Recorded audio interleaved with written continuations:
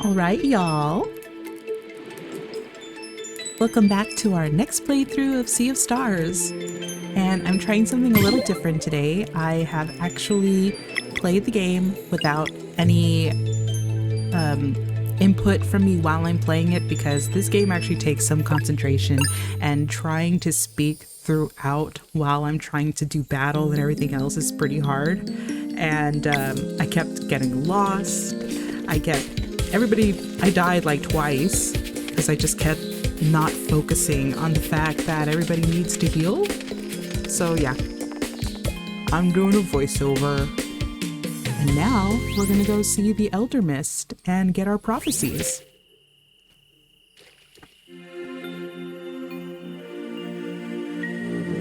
Good morning. The time has come to begin your journey. Good morning, but it's in the middle of the night. Ah, yes, I suppose your friends should address that. Address what? Bring us the dawn. We can do that? All it takes is for you to stand on a celestial rune. And then what? Something inside of you knows already. Right this way.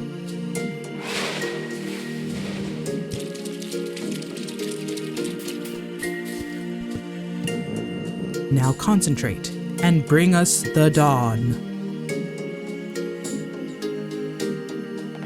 Use RT and LT while standing on celestial runes to change the time of day.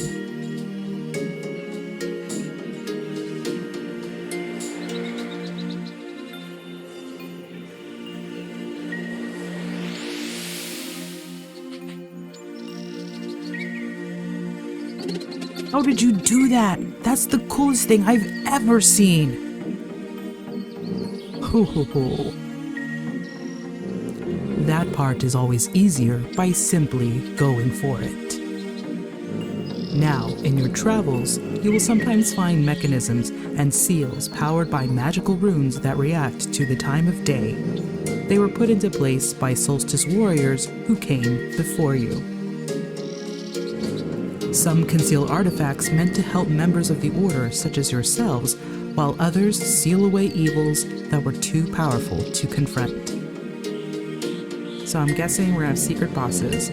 Whether or not to look for these artifacts and challenges will be entirely up to you. Now your journey can begin. Alright, let's get it going. Come meet me beyond this chasm. Oh, you mean that chasm?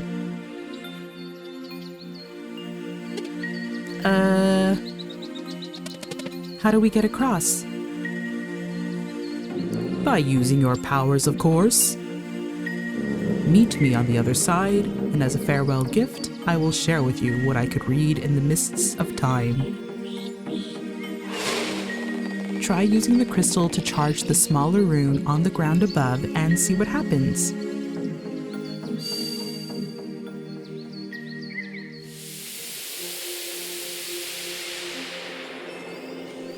I'm wondering if this affects everybody in that general area.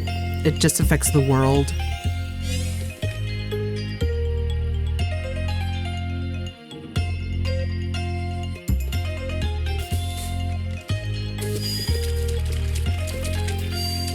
I'm pretty sure there's stuff over here that I need.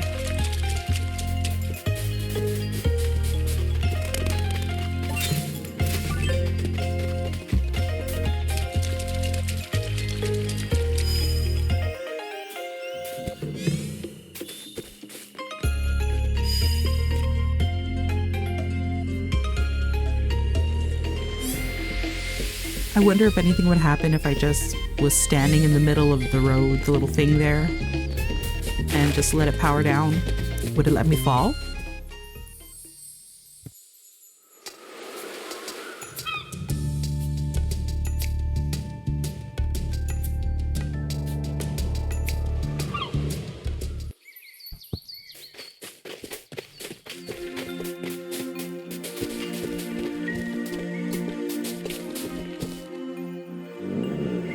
Are you ready to be sent out into the world? Yes. Let us see you off then. But first, your prophecies. I will speak them to your minds directly, for they are yours and yours alone. Zale, step forward. In order to reach your full potential, you will first need to stare at the night inside of you. Zale's probably gonna have to do some shadow work, shadow journaling, you know, Jungian style. Thank you, Elder Mist. Valere, approach. When the time comes, you will be the one to create paths on water. Understood. Garl. I get one too? Awesome! You must be mindful of your limitations during this journey. That's not even a prophecy. That's just more scolding for poor Garl, who just is being told, like, oh, mind your business, don't get involved. You don't have any special powers. Just don't even worry about anything. You got it, Elder Mist. He's just smiling through the pain. Being called ordinary all the time. Don't worry, Garl. We got you. You're my boy. Garl, this is not a conversation. Oh, my bad. Carry on. The mists are unclear in your case, but it appears your heart might be warm enough to soothe a long-tormented soul. Okay, I'll do my best. Look at him. You have now learned everything I could teach you. I am sending you to Sleeper Island, where you are fated to meet a crew bound for adventure. Gonna meet the Straw Hats, I bet. Mugiwara. Make friends with them, and they shall help you reach Wraith Island in time for the next eclipse. To activate this giant, give it the name Extol and be sent to Sleeper Island. I don't know if that's Extol or Zodol, you know, kind of like a Nahuatl name, or an Aztec or Mayan name, but we'll go there. To simply return here, simply go to Extol and speak this one's name, which is Extol. Cool. And there we go. Well, I suppose we won't be seeing each other for a while. Who? See, look at Garl. He's just advancing the plot for everybody. Elder Mist didn't even get to finish explaining. He's just like, let's go. Before you know it, we're thrown across the universe. And so it was that Valere and Zale were sent off to begin their journey, with their best friend, the warrior cook, in tow. In their quest to get to Wraith Island in time for the eclipse, they would soon come to grips with two very powerful wizards. One by anger beset, the other of life bereft.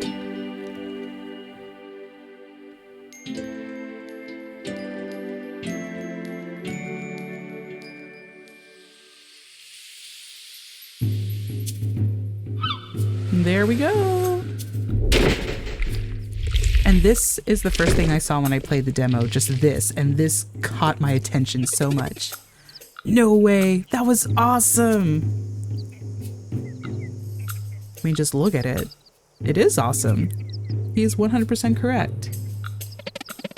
The Elder Mist wasn't kidding. What a ride. Who knew the world was so big? Yeah, we did go a long way, didn't we? So what now? Find a boat, I suppose. To ground level then? There's only one way we can go from here anyway.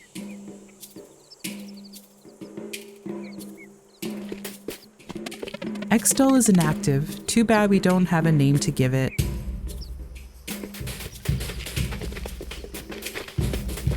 let's get our journey started on this area.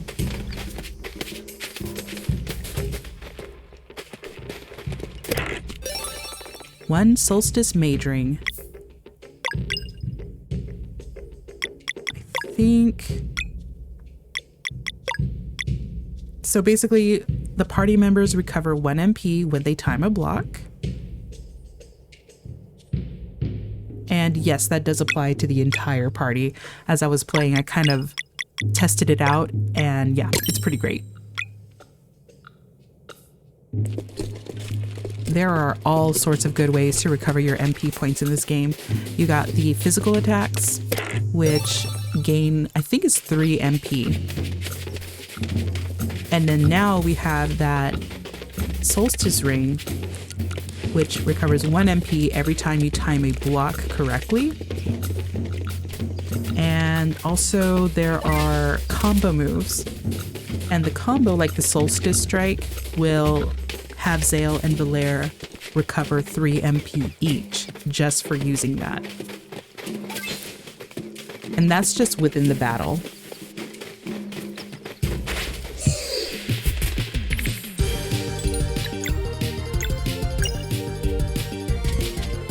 There are food items that recover HP, like the berry jam and the, I think it's called chaudrée.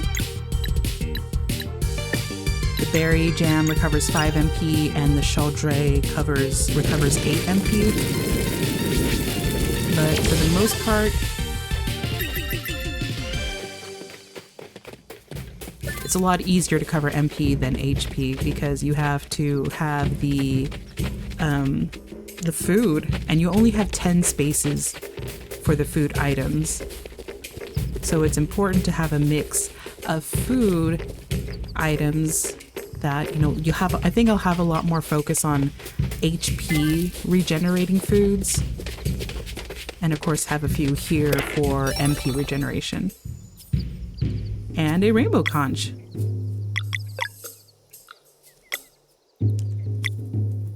And that's going to be for a collector, so something to keep in mind for any potential side quests. I'm not watching any guides. I've pretty much kept this spoiler free for myself, and I'm kind of nervous that I'm going to miss something. But I'm just going to keep going with it. I just like being pleasantly surprised when it comes to games, and figuring it out is just part of the fun for me. And who is this creeper up here?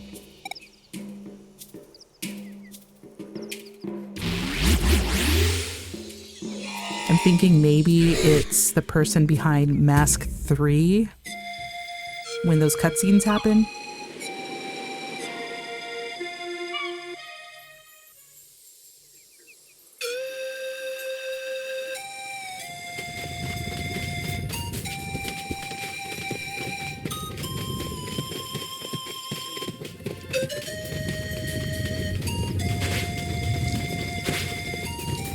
And we're not gonna let them catch us. Nope. But alas, no timed or preemptive strike on them.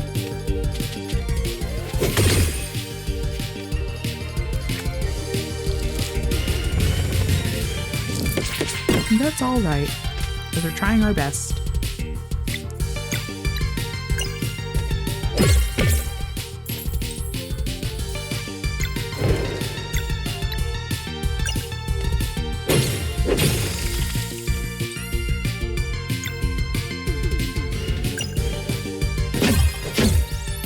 Of note, I have this battle song just appearing in my head randomly throughout the day because I hear this a lot. There's a lot of battling going on in this game, and it does require a lot of concentration. It isn't just... I mean, I don't play a lot of RPGs unless I'm really into them or really interested.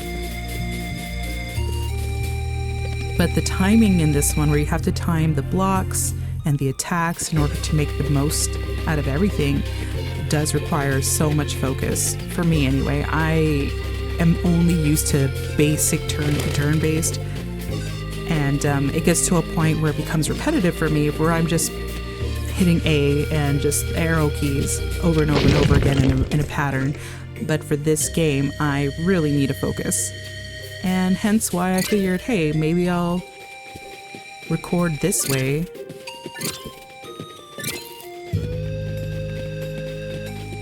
And it is nice to do this because I am not stumbling over my words as much. And I can actually think about what I'm saying. So we'll see how this goes. I love, by the way, those flowers that are around. They look like lupines. Lupine flowers are gorgeous in real life. And they come in all sorts of colors and varieties. They're kind of like a bluebonnet. Well, I think a bluebonnets are a lupine, actually. So, from what I understand, it's from a legume family. It's also called a lupin, like Lupin the Third, or, you know, the famous French thief Lupin.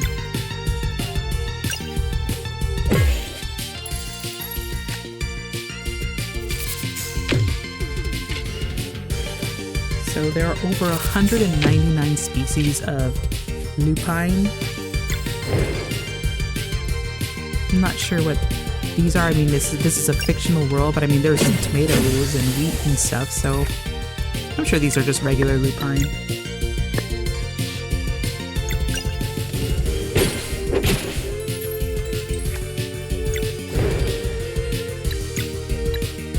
And there are legumes, or, you know, like little, I don't know, like basically it's the fruit or the seed of the plant, and they were used as food. And especially used in the Incan Empire, which is making me think about the creature, the stone creature, Extol. I'm thinking that he probably has a Zodal, I think is more of a Nahuatl-based character, so I think there's some of that in this game.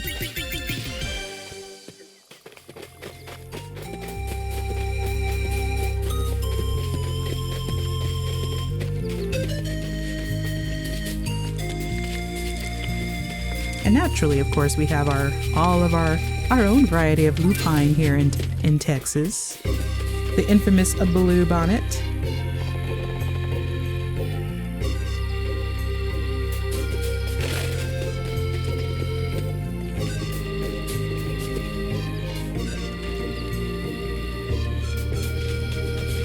And the bluebonnet, for those of you who know and don't know, it's the official flower of the state of Texas.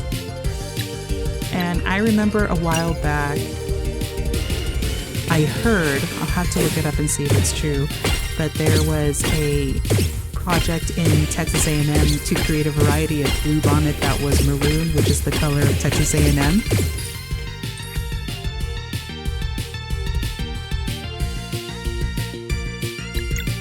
And there is a common belief that picking a Texas bluebonnet is illegal. This is not so. Go pick those bluebonnets. Press them. Put them in your scrapbook.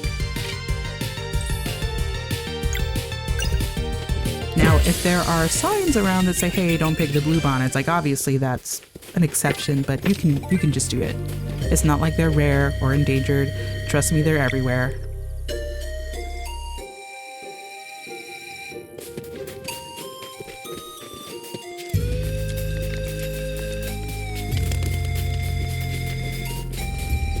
And every year, yes, there are hundreds upon hundreds of pictures of families taking their kids and putting them in the bluebonnet fields and just taking the cutest pictures. Or couples, you know, taking their couples photos.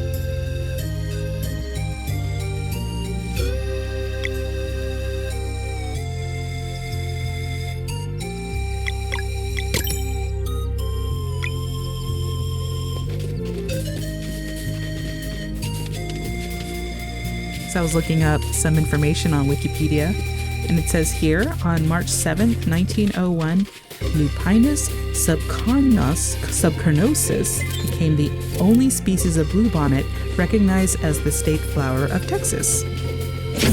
However, Lupinus texensis emerged as the favorite of most Texans.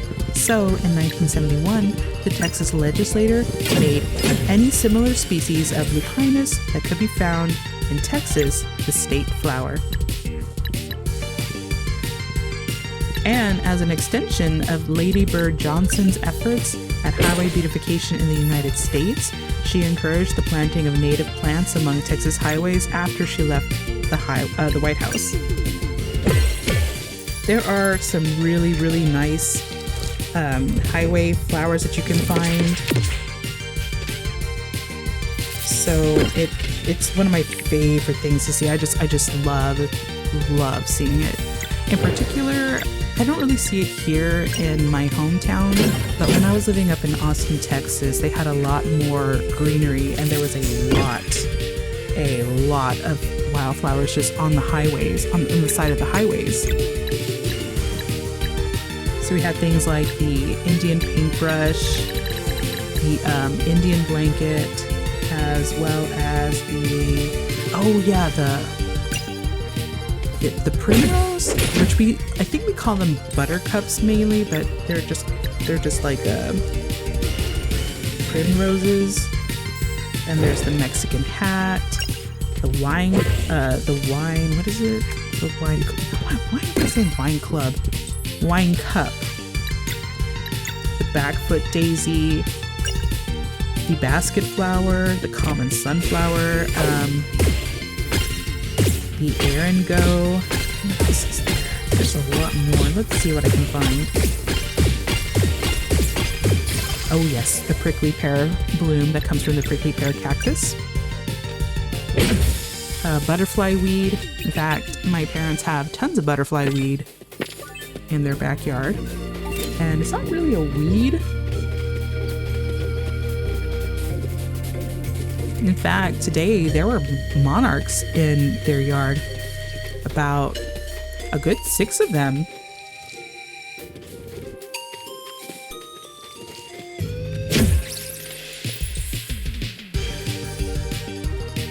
And my parents have those, the butterfly weed, and they also have a lot of Texas lantanas. They're this gorgeous red, orange, and bright red varieties. There's all sorts of colors though. And those are just some of the few of the flowers. And in case you didn't know, I love flowers. I just don't like receiving flowers because I don't like to see them dying in my presence. I like for that dying to happen out in nature naturally.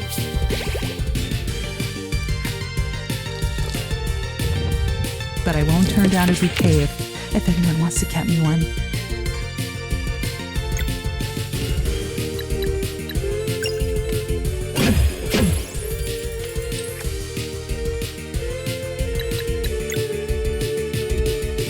Poor Zale, look at him. He's suffering.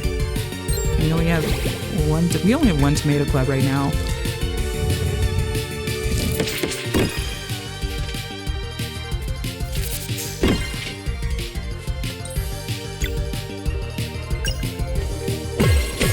Things are getting awfully risky while we're over here talking about beautiful flowers.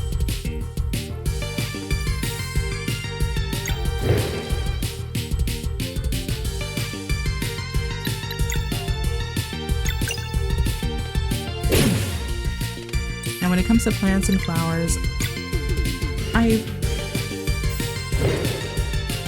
loosely tried my hand at rearing flowers and plants. But I am stupid. I don't know how to say it. I don't have I'm not as attentive as I should be. Ah, look, we have leveled up. I love this level up music, by the way. I think it's great. But yes, I'm sure that if I just had practice and I just actually had experience in bringing up plants, I could do it. I mean, after all, I have the perfect resource. My mother, she is great at knowing how to take care of plants. And I should just ask her, but I'm just worried because I'm sure that I'll just lose interest. I won't be motivated to take care of them. I could blame my ADHD on that. I do have the inattentive type, and it can be pretty severe. The one time I bought a cactus, those little cactus planters from IKEA. I even gave him a name, Corrigan. And I figured I can take care of this guy. He's a cactus. You barely have to water them. No problem. So I did keep a good watering schedule. However, I completely forgot the very major fact that he's still a plant and he still needs to photosynthesize and require sunlight. So I starved the poor thing of sunlight and he just gave up. And I just kind of never tried it again. Sometimes I feel like I'm one of those folks where I'm like, okay, if I'm not immediately good at it or if I fail at it, I'm just never going to try it again. And I've stopped doing that for the most part, but we're working on it.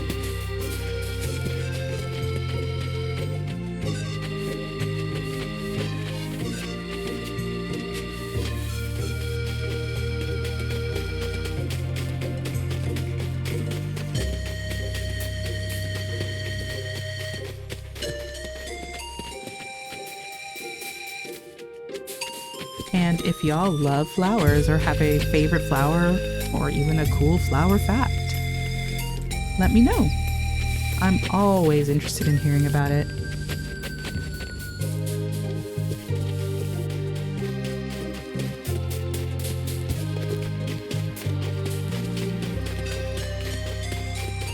I'm also extremely interested in the language of flowers. And I've never really considered, I don't have a lot of it memorized, but I do look it up. I just want to know what certain flowers mean. Especially because I watch a lot of anime, I read a lot of manga.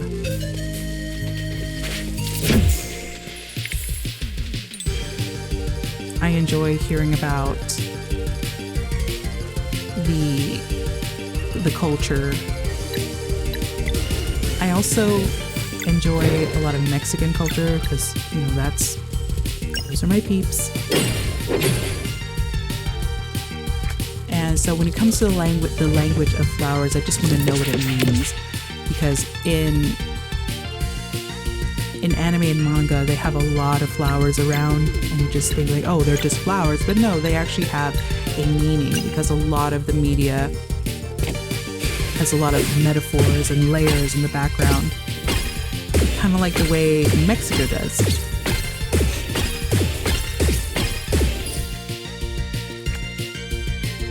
For instance, I was recently watching an anime called... What is it called?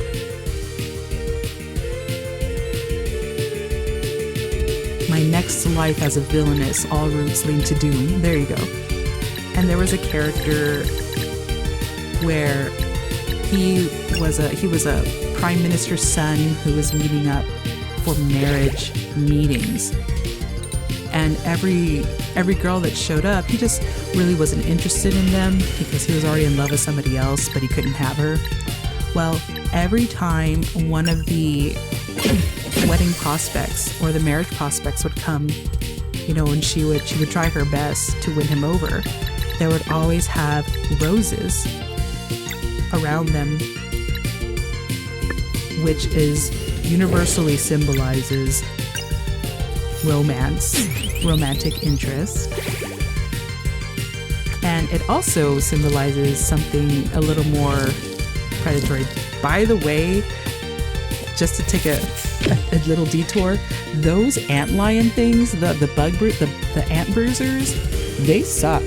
They have this move called summon, where they can summon up to 2 other ant bruisers, and it can overwhelm you.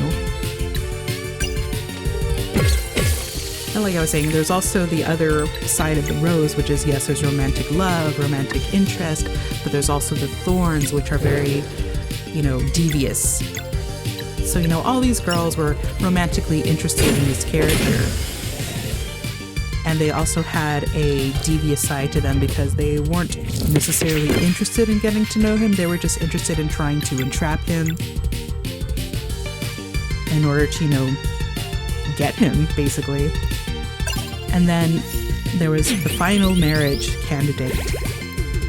However, when she shows up, there are these yellow flowers. I think they're orchids. They could also be snapdragons, but because they are the color yellow, that symbolizes friendship, happiness. And she is actually there just because her parents are like, will you just try and go? But she actually has no interest in marrying him or in trying to convince him to marry her. She genuinely just wants to do her own thing. However, it was because of the fact that she was so open and honest with him. He started being open and honest with her, and he expresses to her what is bothering him, how he feels about this other person. And by the way, she already knows who this other person is anyway, so it's no big deal to her. He's actually more surprised that she knows. It's like, is it that obvious? And she's like, yes. But yeah, they actually develop this deep connection, a deep friendship. No romantic interest involved. It is just friendship, and she wishes him happiness and he wishes her happiness. And to me, it was just so interesting how the flowers, you'd think like, oh, why does she only have the yellow flowers? Well, that's why, because it's an important metaphor for the interactions that he's having with these women.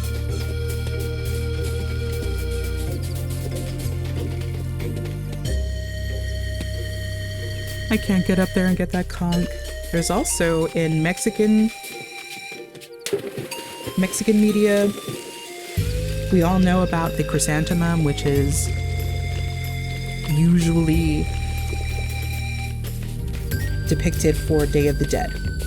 You have the orange chrysanthemums.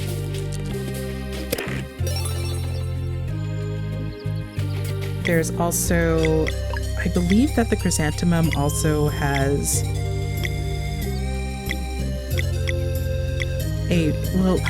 obviously it's a religious meaning. I can't say I believe it also. It definitely is. Definitely has a religious meaning to it. They put it on the graves. It's there during the funeral rites.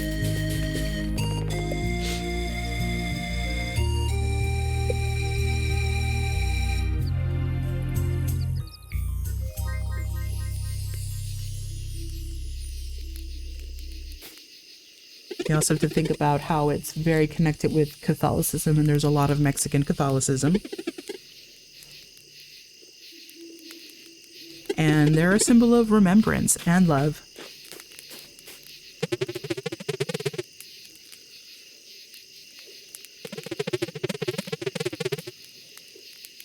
There's also I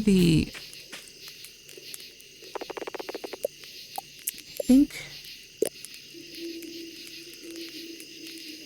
it's a Mexican rose. And the only thing about the Mexican rose that I know of is the story of Juan Diego and the Virgen de Guadalupe.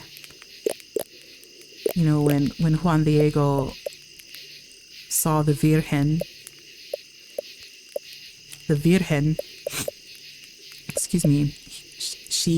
he asked her to provide him with proof so he could take it to the priests and the religious leaders. And what she did was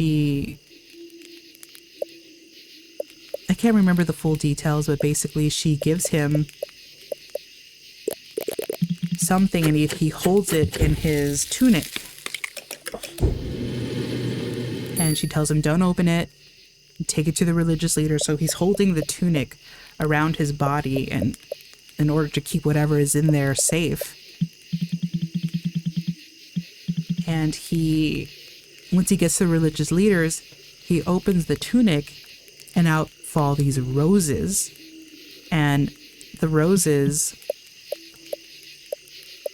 are not supposed to be in season at that time. Not only that, but once the roses come out, they look at its tunic and it has the portrait of the Virgen de Guadalupe on it, which is now on display in Mexico City.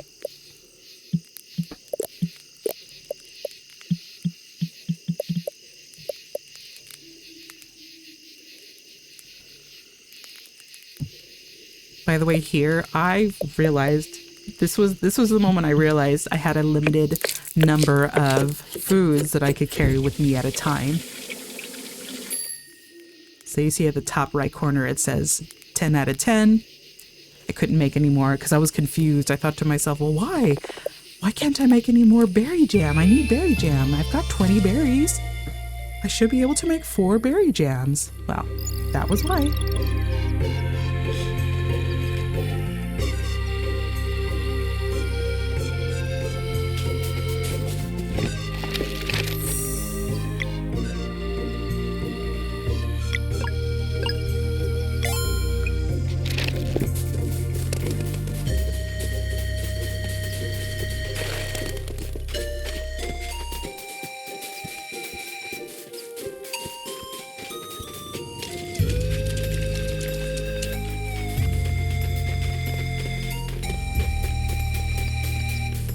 I wonder if I should talk about the Virgen de Guadalupe.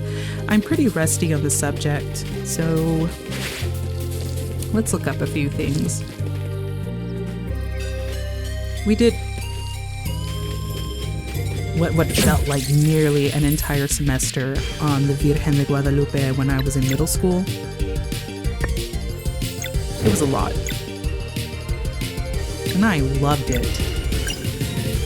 Some of it's a little, far-fetched, very reaching.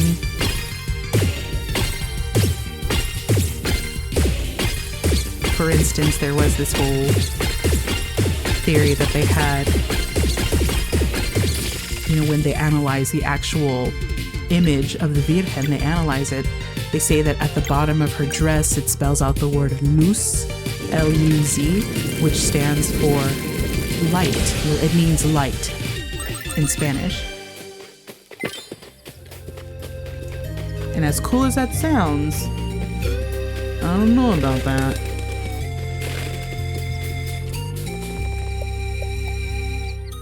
Let's see if I can bring up a picture to show you what I mean.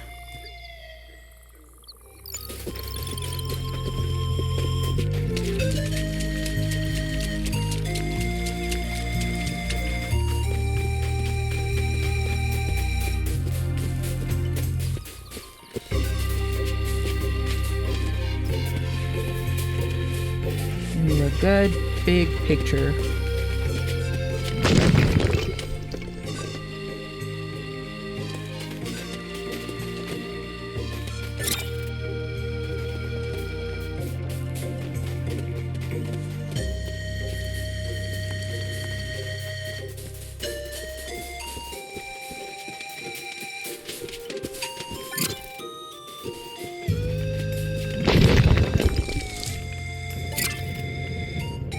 That's a good one.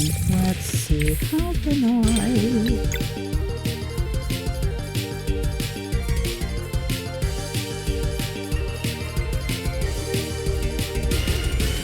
There she is. Okay. We're just gonna make a quick detour. So right here, it's the Virgen de Guadalupe. And this is what I was trying to explain with the word luz. So at the bottom of the painting, or the image rather, is, can you see it? Can you see the word luz? Now, according to our lessons, it is right here. So we have the L, then we have the U. Those are very clear to me. Now the Z, that's where things get a little, to me it's reaching. The Z is right here. So here's the hem of her robe. It goes 1, 2, and then the horn of the moon. The moon. Still fighting my cold. Well, I'm in the crud era right now with it. So yeah, L-U-Z, loose. There are other elements of the painting that were pointed out to us. For instance, we have the angel here. Most notably, that's the angel Gabriel, who was the one who announced her pregnancy to the Virgin Mary. And then right here, a lot of people would say that's her foot. However, it's interpreted that this could also be the crowning head of Christ being born. That's another thing.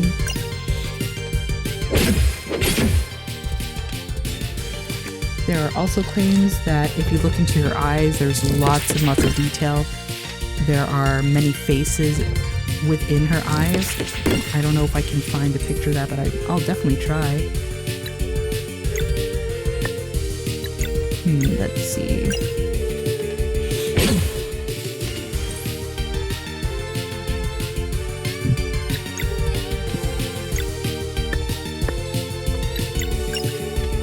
Oops, eyes.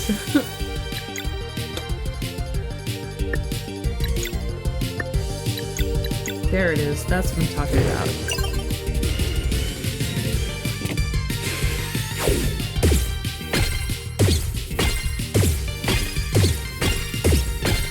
You're not going to show us the picture? Rude. I tell you. But yeah, there are people in the eyes right there.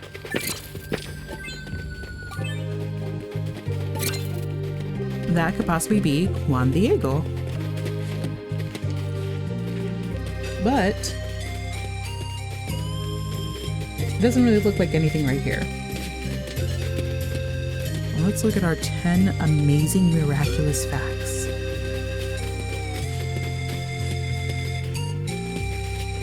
The stars that appear in the imagery are astronomically correct. This is very interesting. So you see them here. And here's what they're speaking about right now. And we've got a horrible image. Dang. So maybe there's something silly about that. It's possible.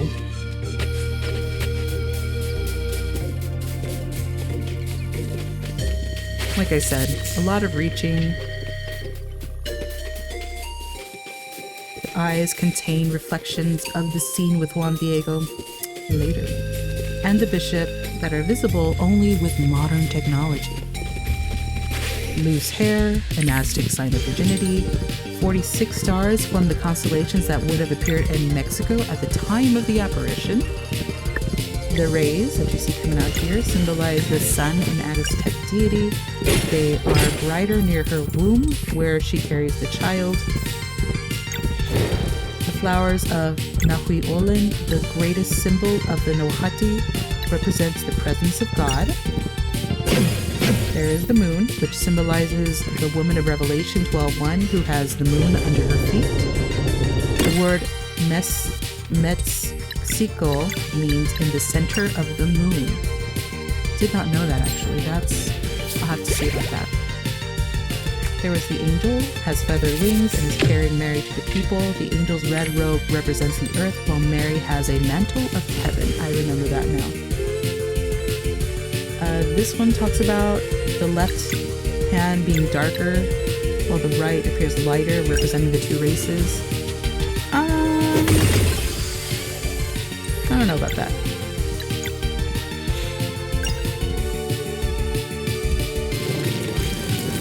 Well, actually, no, that makes sense, because a lot of there was, now I'm getting into more of a rabbit hole here. So basically, there were a lot of the colonizers from Spain who intermarried with the natives. And as we know, a lot of it was by force, thus creating the people of Mexico. And to go even further down this rabbit hole, the Virgen de Guadalupe despite the legends of Juan Diego, it is speculated that this was the Spanish Catholics' way of trying to replace the natives' goddesses because they were considered barbaric.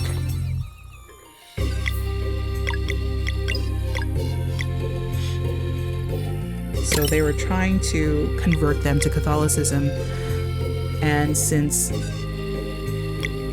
a lot of that was so brutal, so it's speculated that this imagery of this Holy Mother was made in order to replace that, and that's possibly what that unity is right there.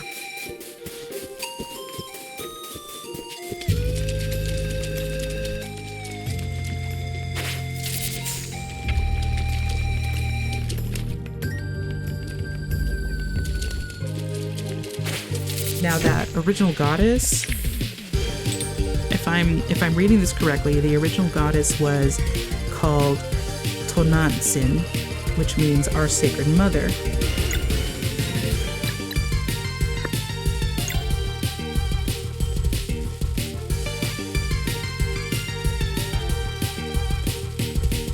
So there's a lot of interesting theories about where this image comes from.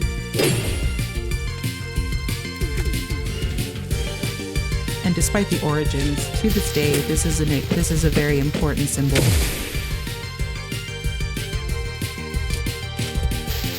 She is the mother, she is the protector, she prays for all of us.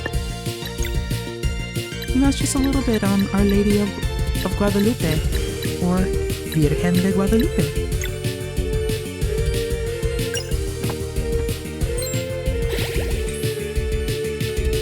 Interesting how we go from lupine flowers to the Virgen de Guadalupe. That's just how things go.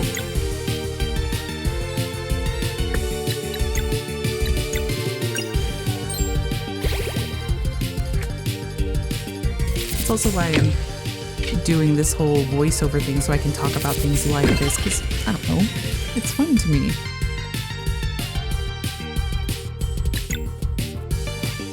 Let me go ahead and get back to the gameplay, though. We'll see you later.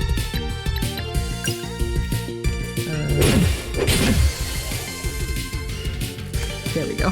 It's like, wait, how do I do this? Got it.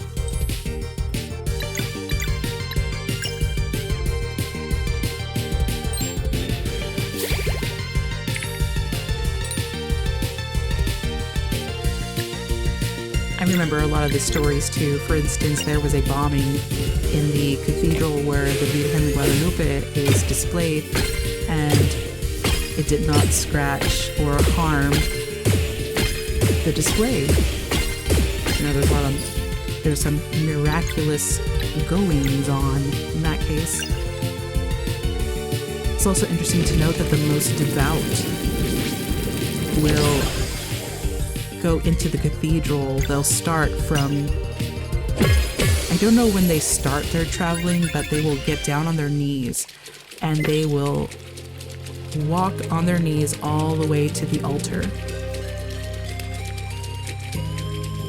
And that's usually if they have something that they really, really want to pray for, something that's deep and close to their heart. And that's how they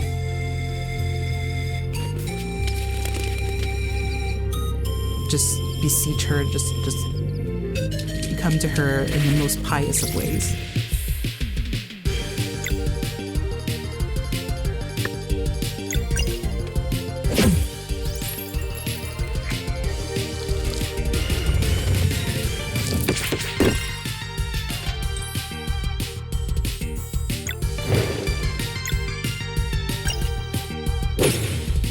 I've had it with those ants.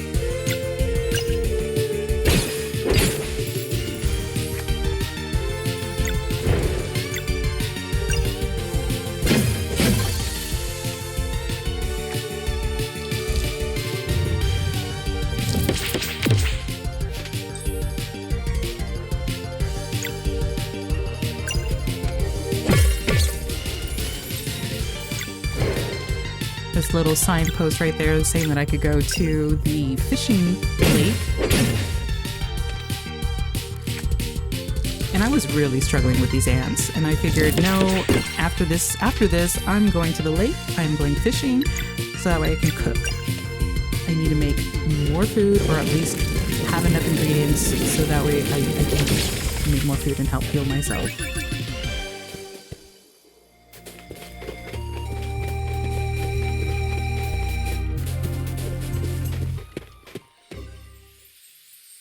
You know, another thing I enjoy, and what?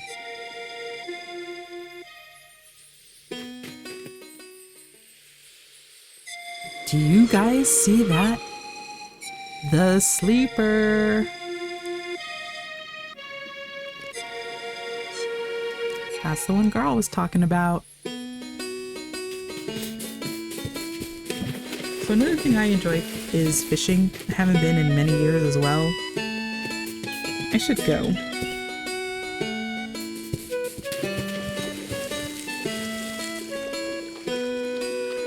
There were times where I got some great catches.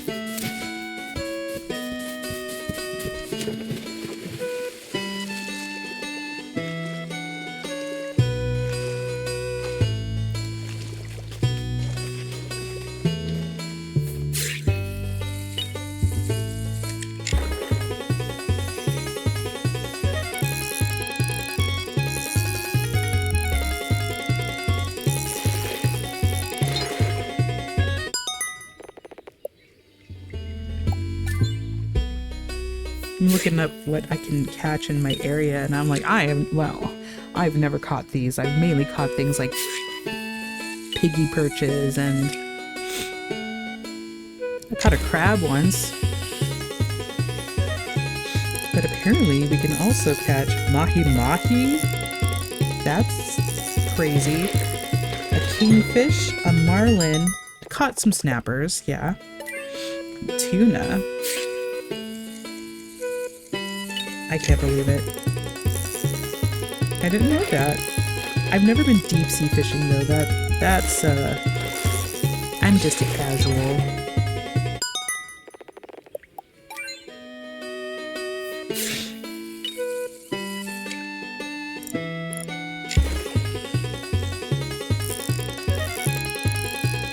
Shark fishing? I'm not going shark fishing.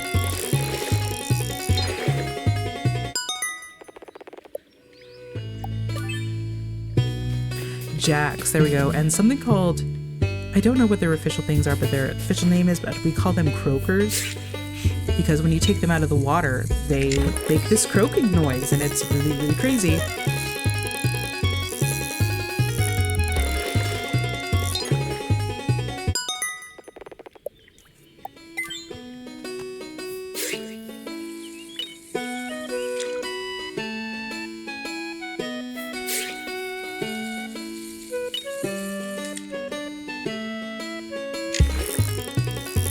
It is called a croaker. Okay.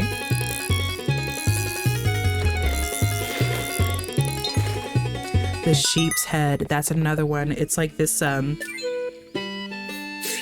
basically just looks like a fish. A zebrafish is what it looks like. I don't know why it's called a sheep's head, but that's what it is.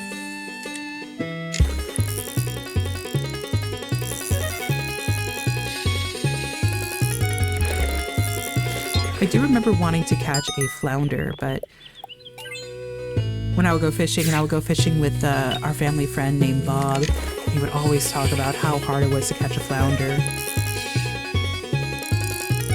I don't remember why. It was hard, but I do remember wanting to catch it. But I never did. Maybe now's the time. Maybe I should plan a fishing trip.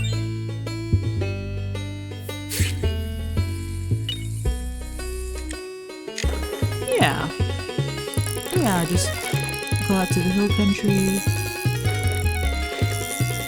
get some bait, get a tackle box, do some fishing.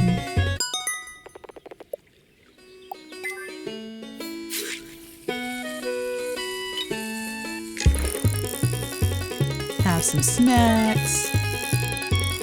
I don't think I'll be preparing or cooking, so I'll definitely be doing catch and release.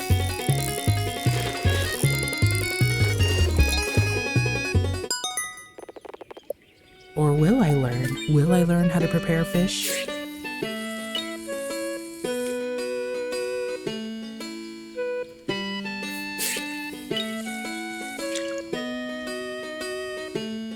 Just grill them.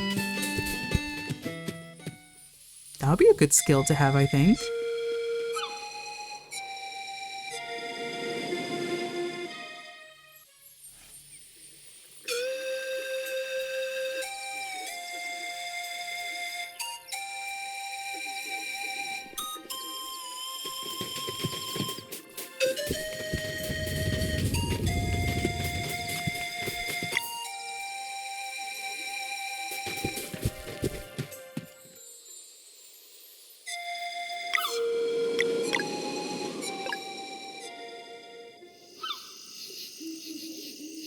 All right. So with all of that in mind, I think we're going to go ahead and call it for this recording here. And until next time, I hope y'all enjoyed my voiceover here. We'll see how everything plays out, and I'll definitely have some new topics for the next time. So I look forward to it. I hope you all do too. And I will catch you all later. Bye!